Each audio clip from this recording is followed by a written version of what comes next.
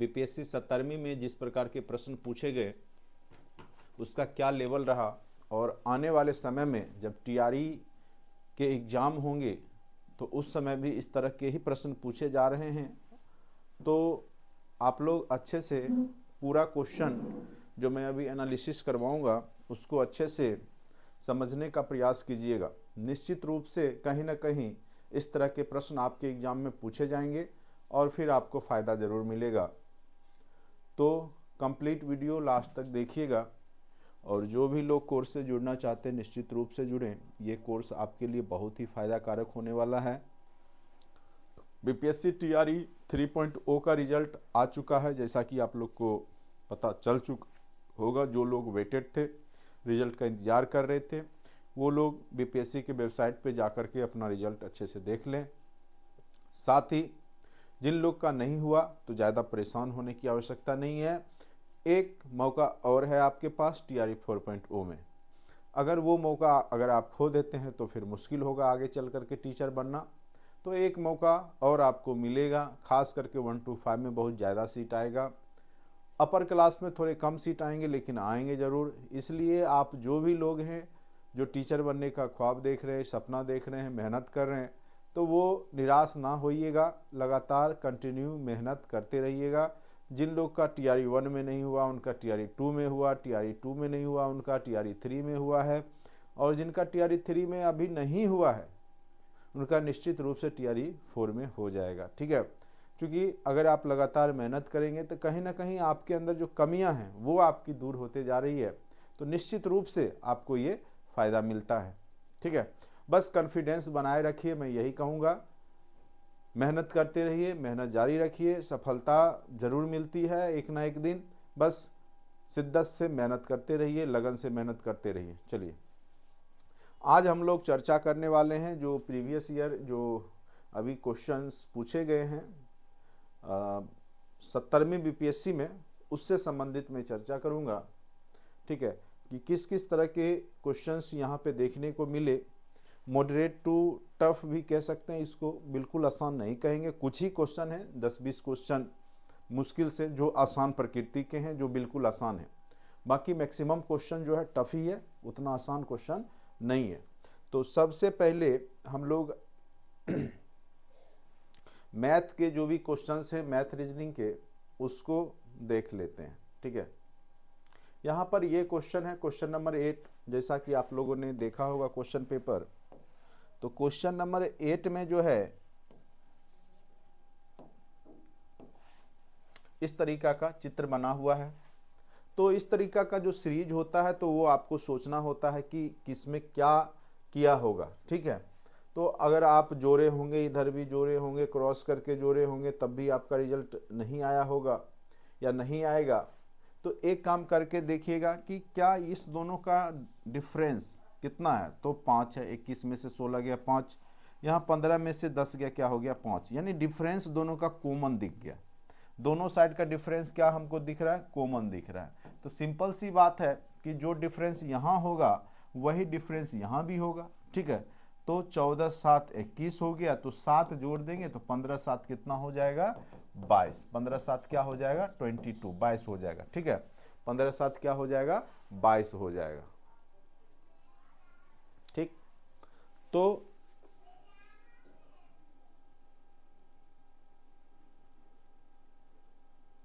यहाँ पे इसका एग्जैक्ट आंसर क्या हो जाएगा, ऑप्शन नंबर ए हो जाएगा। यहाँ पे एग्जैक्ट आंसर क्या हो जाएगा आपका, ऑप्शन नंबर ए हो जाएगा। ठीक है, चलिए, तो एक क्वेश्चन रीजनिंग का बहुत आसान सा ही क्वेश्चन था।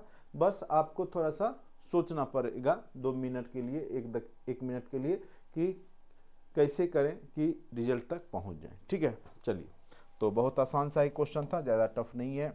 उसके बाद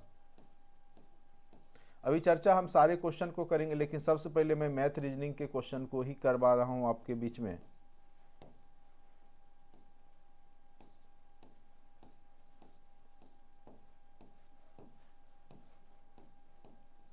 अब देखिए, एक दिन में घड़ी की सुइयां कितनी बार मेल खाती है, तो याद रखिएगा 12 घंटा में 11 बार, 24 घंटा में जो है 22 बार।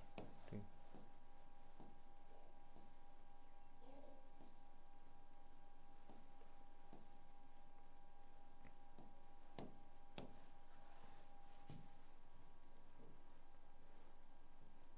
सबसे पहले मैथ रीजनिंग के क्वेश्चंस को देखेंगे।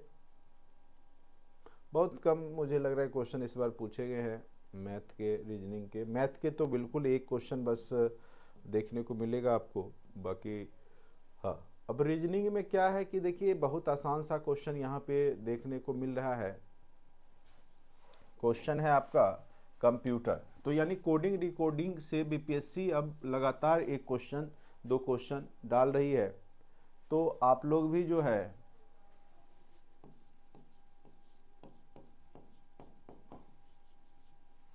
ठीक है, आप लोग भी जो है इस टॉपिक को अच्छे से जरूर देखिएगा। कोडिंग डिकोडिंग में कंप्यूटर को क्या लिख दिया गया है, RFUVQNPC लिख दिया गया है। अब इसमें हम देखेंगे कि क्या किया होगा। तो अगर हम पोजीशन भी लिखें तो सबसे पहले तो हमको कुछ समझ में नहीं आएगा, तो हम पोजीशन लिख सकते हैं। तो हम लिख दिए 3 होता है, O का 15 होता है, M का 13 होता है, P का 16 होता है, U का 21 होता है, T का 20 होता है, E का 5 होता है, R का 18 होता है। ठीक है, C का 3 होता है, P का 16 होता है, N का 14 होता है, Q का 17 होता है, V का 22 होता है, U का 21 होता है, F का 6 होता है, R का 18 होता है। तो गौर करने वाली बात यह है यहाँ पर कि R जो लास्ट वाला है दोनों सेम पोजीशन का ही लिखा गया है, लेकिन एक को आगे कर दिया गया है। तो R को आगे कर लीजिए, यहाँ पे कर दिया गया, C को पीछे कर दिया गया है। बाकी में आप देखिए एक एक जोड़ा गया, एक एक क्या किया, E का F हो गया, T का U हो गया, ठीक है, U का V हो गया, P का Q हो गया, M का N हो गया, O का P हो गया, यानी बाकी में एक एक जोड़ दिया गया। तो उसी प्रकार से आप भी कर लीजिए यहाँ पर मेडिसिन, मेडिसिन, ठीक है। मेडिसिन में क्या करना है कि सबसे पहले लास्ट वाले को आगे, आगे वाले को पीछे, और पीछे से सब में एक एक जोड़ते रहना है। MNOIJJEF।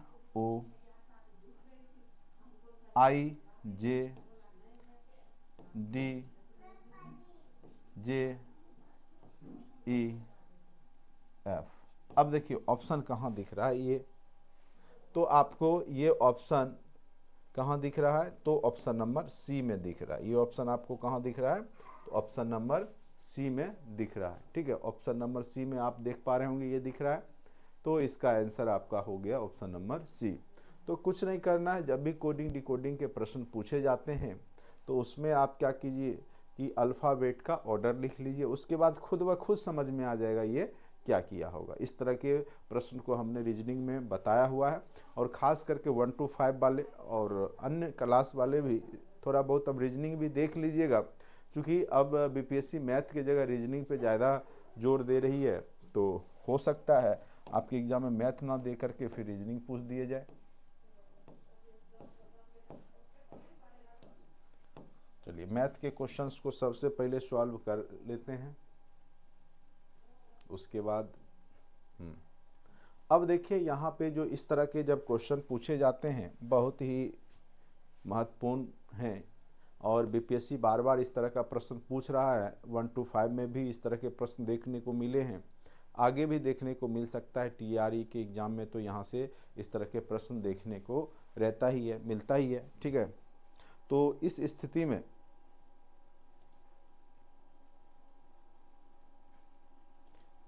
आपको आना चाहिए इस तरह का प्रश्न। तो यहाँ पे पूछा जा रहा है कि कितने ट्रेंगल हैं। क्या पूछा जा रहा है कि इसमें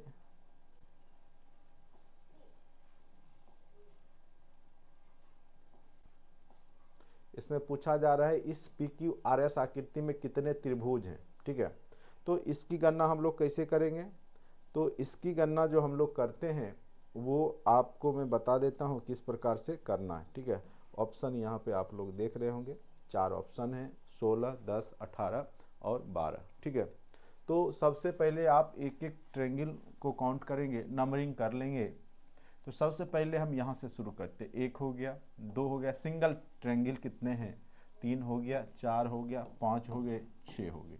तो सबसे पहले तो 1, 2, 3, 4 5 6 को हमने लिख लिया, एक एक सिंगल सिंगल का लिख लिया। फिर हम दो दो डिजिट का देखेंगे कि दो कॉलम मिला के त्रिभुज कहाँ कहाँ बन रहे हैं।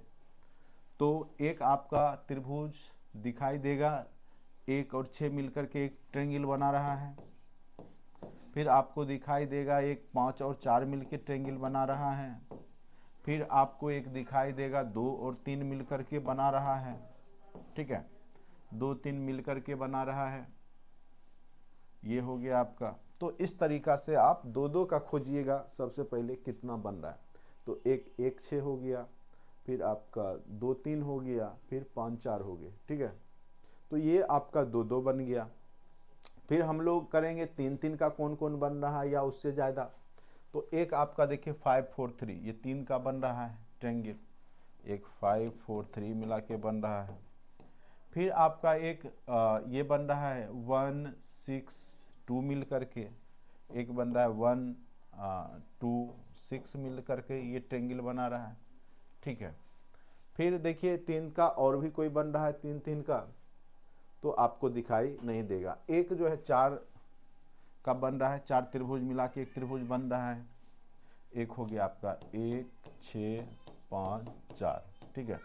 तो लगभग जो मुझे फर्स्ट शो में यही सब दिखा। तो अब काउंट करके देखते हैं, 1 2 3 4 5 6 7 8 9 10 11 12, इससे ज़्यादा अब ट्रायंगल नहीं बन रहा है, ठीक है। तो ऑप्शन देखेंगे 10 तो होगा नहीं, क्योंकि 12 तो ऐसे ही बन गया है, 18 भी नहीं होगा, 16 भी नहीं होगा, ठीक है। तो होगा आंसर क्या, 12 होगा, क्योंकि 12 ही बने। तो फिर से एक बार कितने ट्रायंगल हैं, तो हम लोग क्या करते हैं इस तरह के प्रश्न को बनाने के लिए, सबसे पहले आपको बताया ही कि ट्रायंगल सिंगल सिंगल को हमने लिया, ठीक है, जैसे 1 लिया, फिर 6 लिया, 5 लिया, 4 लिया, 3 लिया, 2 लिया, ये सब ट्रायंगल है। फिर 2 2 का लिया, जैसे 1 6 को ले लिया, ये पूरा मिल करके एक ट्रायंगल आपका बना दिया, ये पूरा मिल करके एक ट्रायंगल बना दिया। फिर आपका जो है ट्रायंगल ये दोनों मिल करके एक ट्रायंगल बना दिया, 5 4 मिल के बना दिया। फिर आपका ये वाला जो ट्रायंगल है ये मिल के बना दिया एक ट्रायंगल, 2 3 मिल के बना दिया, ठीक है। तो इस प्रकार से आप देखें कि यहाँ पर सबसे पहले हम लोग सिंगल सिंगल ट्रायंगल लिए, फिर डबल डबल जो ट्रायंगल मिला के सिंगल ट्रायंगल के रूप में ले लिए, फिर ट्रिपल को लिए, और फिर 4 वाला को देखो। तो ये नियम है कि सबसे पहले हम लोग एक एक करके देखते हैं, फिर डबल डबल करके, फिर ट्रिपल करके, ऐसे बढ़ाते हैं, फिर उसको लिखते जाते हैं, फिर लास्ट में काउंट कर लेते हैं। बहुत आसान सा ही क्वेश्चन होता है, जो लोग जानते हैं बनाना इजीली बना लेते हैं, नहीं तो बहुत लोगों को देख के ही चक्कर आ जाता है क्वेश्चन को। बहुत आसान सा क्वेश्चन है, कुछ है ही नहीं। बस जैसे हमने कहा, जब भी इस तरह के प्रश्न पूछे जाएं तो आप अच्छे से सिंगल सिंगल करके, फिर डबल डबल करके, ट्रिपल करके, फिर काउंट कर लीजिएगा, आपका रिजल्ट आ जाता है, ठीक है। कहीं कोई दिक्कत यहाँ पे आपको नहीं होगी, ठीक है। चलिए, तो आसान सा ही क्वेश्चन इसको मानेंगे, इजी इन द सेंस, अगर आपको आता है तो आपके लिए आसान है, अगर आपको नहीं आता है तो ये आपके लिए टफ हो जाता है, ठीक है।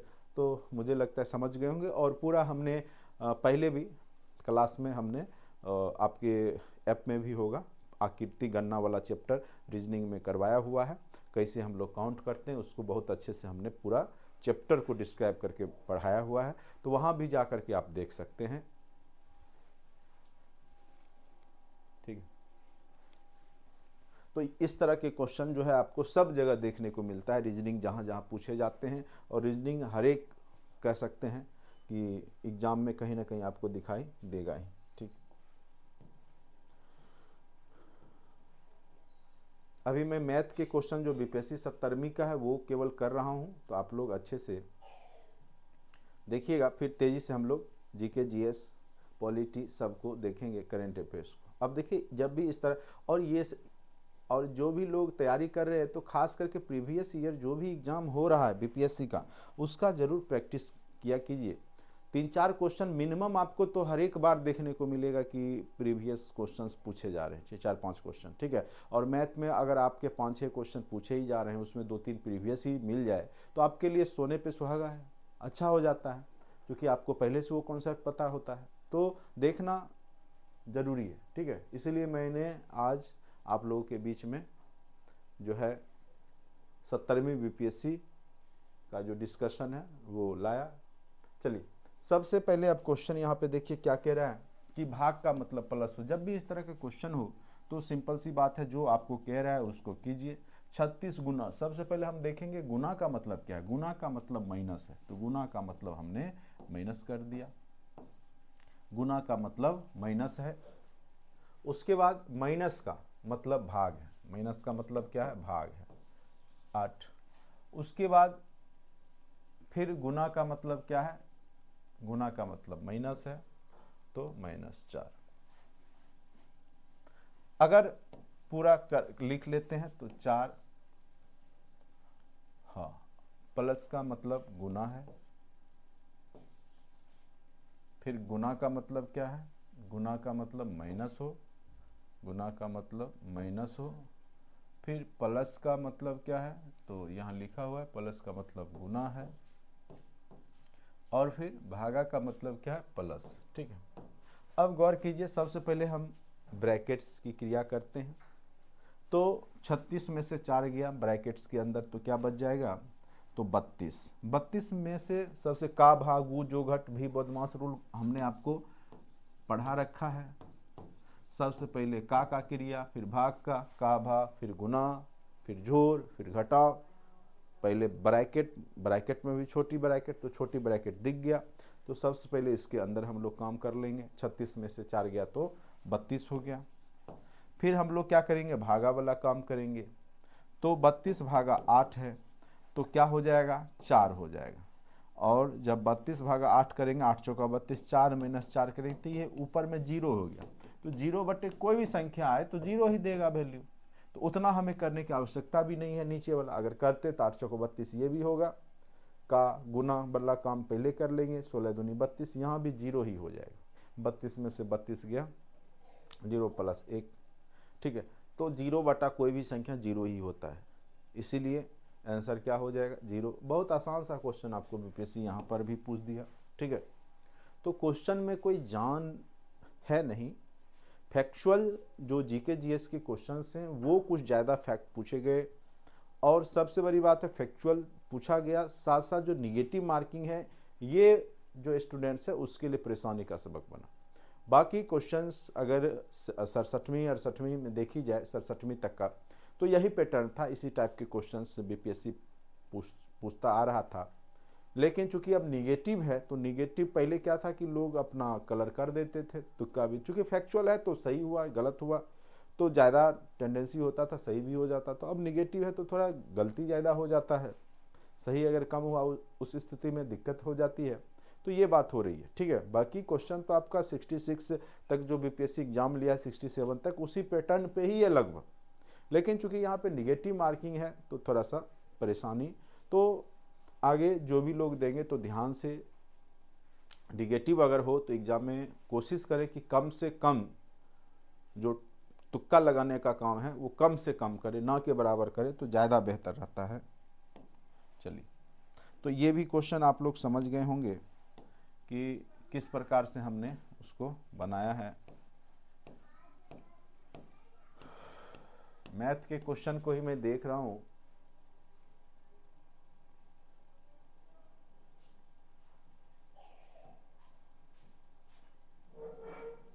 इतिहास के भी क्वेश्चन ज़्यादा टफ नहीं है, आप लोग देख ही रहे होंगे, अभी चर्चा करेंगे। सबसे पहले मैं मैथ सोच रहा हूँ कि करवा दूँ, क्योंकि मैथ्स के क्वेश्चंस बहुत बार पूछे जाते हैं एग्ज़ाम में। उसके बाद मैं क्वेश्चन कैसे सोचा जाता है एग्ज़ाम में और कैसे बनाया जाता है उस पर भी मैं चर्चा करूँगा। ठीक है,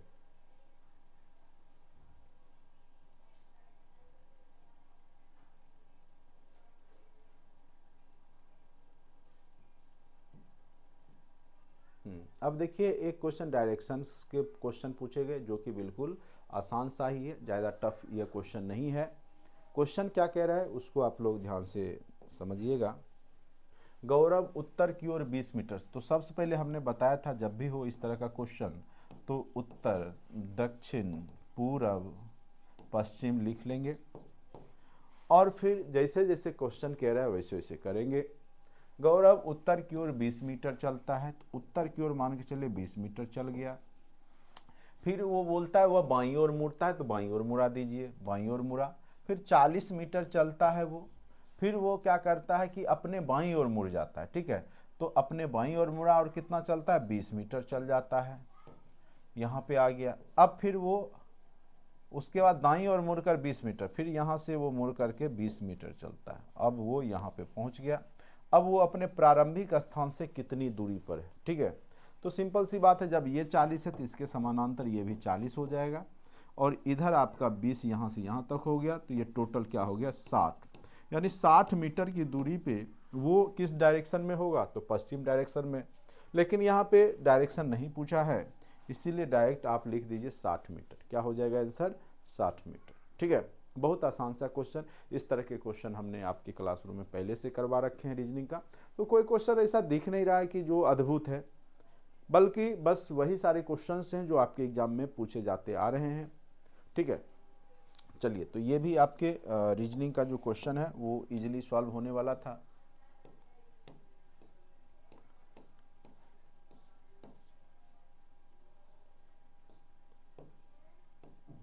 वन लाइनर टाइप के क्वेश्चन। अब देखिए ये वाला रीजनिंग का क्वेश्चन है। जैसे क्वेश्चन क्या कह रहा है कि मोटरसाइकिल का संबंध बैटरी से है, बैटरी एनर्जी देता है मोटरसाइकिल को, जो लाइट वेट जो जलता है बैटरी से ही जलता है। उसी प्रकार जीवन का संबंध, तो जीवन को इस धरती पे जो एनर्जी देता है उसका सोर्स क्या है, तो उसका सोर्स है सूरज। कई लोग पृथ्वी मार के आ जाते हैं। देखिए पृथ्वी पे आप जन्म लेते हैं, लेकिन ऊर्जा जो है पृथ्वी नहीं देती है। मेन ऊर्जा जो एनर्जी है वो कौन देता है, सूरज देता है, सूरज देता है। उसी के सनलाइट से पेड़ पौधे प्रकाश संश्लेषण करते हैं, भोजन को तैयार करते हैं, फिर हम लोग उस पेड़ पौधे को खाते हैं। तो मेन एनर्जी का सोर्स आपके धरातल पे सूरज होता है, तो सूरज इसका एग्जैक्ट आंसर होगा, ठीक है। तो ये भी आसान सा ही क्वेश्चन रीजनिंग का, थोड़ा सा तार्किक कह सकते हैं, ज़्यादा यहाँ पे तर्क लगाने की भी आवश्यकता नहीं थी। अब देखिए, अब कोई क्वेश्चन मुझे नहीं लग रहा है कि अब कोई क्वेश्चन है जो रीजनिंग के है, फिर भी मैं एक बार थोरोली, हाँ।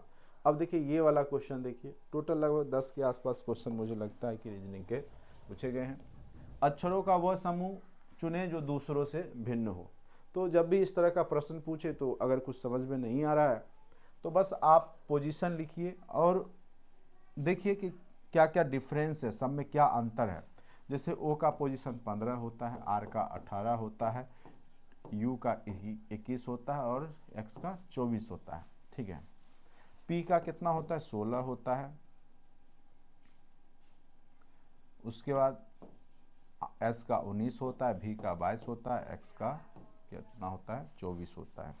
सी का 3 होता है, एफ का 6 होता है, आई का 9 होता है, एल का 12 होता है। जे का कितना हो जाता है, 10 हो जाता है, यह एम का 13 हो जाता है, पी का 16 हो जाता है, और P Q R S, S का कितना हो जाता है, 19। गौर कीजिए सब में 3 का डिफरेंस है, 15 3 18, 3 21, 21 3 24। लेकिन यहाँ पे गौर कीजिए कि 16 3 19, 19 3 22 तो ठीक है, लेकिन यहाँ +2 का ही गैप, यानी यहाँ 2 है, बाकी सब में देखिए 3 का गैप है। 9 3 12, 10 3 13, 13 3 16, 16 3 19, सब में 3 का गैप है। लेकिन इसमें क्या किया कि ये पी एस भी एक्स में भी 22 होता है और एक्स 24 पोजीशन होता है, तो दोनों में 2 का ही गैप है, यानी ये सबसे अलग हो गया। बाकी सब में 3 का गैप है सब लेटर के बीच में, इसमें 2 का गैप है, इसीलिए भिन्न पूछ रहा था सबसे अलग कौन सा है, तो आपका एग्जैक्ट आंसर क्या हो जाएगा, ठीक है। तो ये भी क्वेश्चन आसान से ही पूछे गए, कहीं कोई जान नहीं था इस क्वेश्चन में। चलिए, मैं रीजनिंग के ही क्वेश्चन को खोज रहा हूँ, इसीलिए थोड़ा सा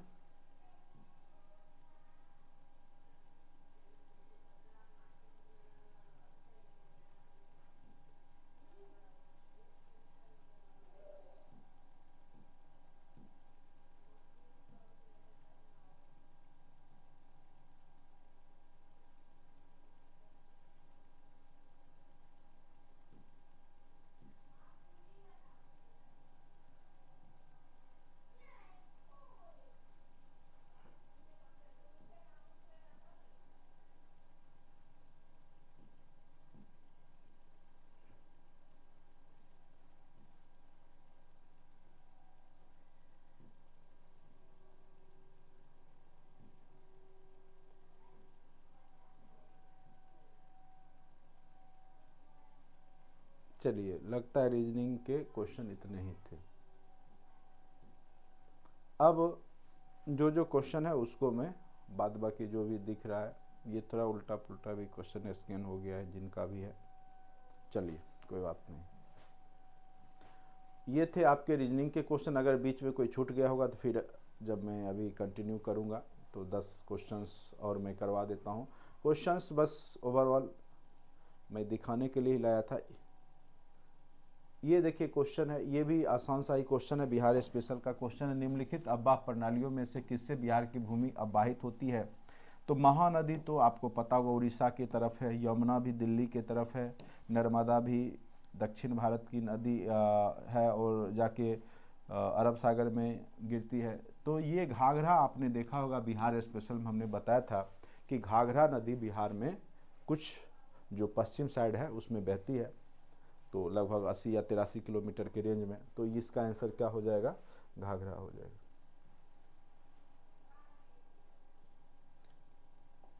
जैसे ये क्वेश्चन, जीवन की संरचनात्मक एवं कार्यात्मक इकाई क्या है? तो ये पहले ही जब कोशिका में पढ़ाता हूँ बोलता भी, यह क्वेश्चन बार बार पूछे जाते हैं। तो इसका आंसर क्या हो जाएगा आपका? कोशिका। क्या हो जाएगा? इसका आंसर हो जाएगा आपका कोशिका। ठीक है, तो आज शाम में इसको अच्छे से पूरा हम डिस्कशन करेंगे फिर से एक बार। ठीक है, तो आप लोग निश्चित रूप से शाम में जो है 8 से क्लास होगी, 8 बजे से, 8 या 8:30 बजे से। तो निश्चित रूप से आप लोग जुड़ेंगे, लिंक भेज दिया जाएगा। ठीक है, अब इतना ही रहने देते हैं, क्योंकि मैथ रीजनिंग के जो भी सवाल थे 10 सवाल हमने अभी आपको करवाए। ठीक है, बाकी क्वेश्चन ज़्यादा टफ नहीं है, बिल्कुल आसान सा ही है। बस ये था कि जो लोग वन लाइनर टाइप का पढ़ रहे थे, हाँ एक क्वेश्चन ये रह गया था। ठीक है, ये क्वेश्चन अनुक्रम वाला एपी वाला क्वेश्चन, बार बार ये क्वेश्चन मैं बोलता हूँ पूछता है, तो इसका फॉर्मूला जरूर याद रखिए। Tn इक्वल टू होता है a plus n minus 1 into D हो जाता है। ठीक है, ये बराबर क्वेश्चन पूछ रहा है बीपीएससी, और पहले भी हमने इस तरह के प्रश्न कई बार करवा रखे हैं। ठीक है, तो यह Tn टोटल nवां पद 14वां पद क्या होगा? तो 14वां पद 14 इक्वल टू ए क्या हो गया? पहला हो गया, पहला लेटर यहाँ ए होता है 14 प्लस n हो गया, चूंकि 14वां पद ही निकालने के लिए बोल रहा है। और सबके बीच में डिफरेंस कितने का है? ये घट रहा है, कितना? तो -4 करके, -4 करके 14 में से 10 गया, -4 किया है, तो डिफरेंस -4 का है सब में। इसको सॉल्व कर लीजिए तो ये क्या हो जाएगा आपका 14वां पद निकालना है। 14 में से 1 गया 13, 13 चौका 52 प्लस माइनस 52, तो ये हो गया 14वां पद जो हो गया वो आपका -38। क्या हो गया? -38। तो ऑप्शन नंबर क्या हो गया? डी हो गया। ये क्वेश्चन बहुत फेवरेट है आजकल बीपीएससी का, तो निश्चित रूप से आप लोग जो है ये क्वेश्चन देख के जाइए। एपी का क्वेश्चन है, ठीक है, महत्वपूर्ण है।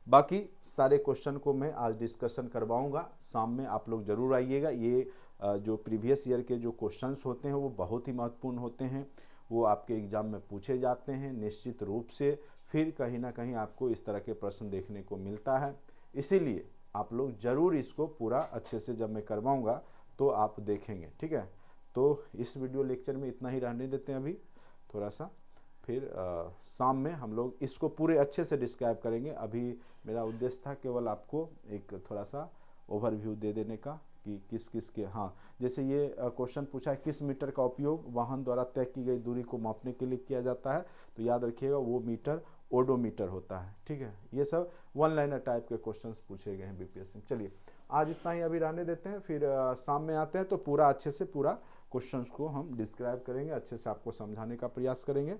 ठीक है, इस वीडियो लेक्चर में इतना ही, धन्यवाद।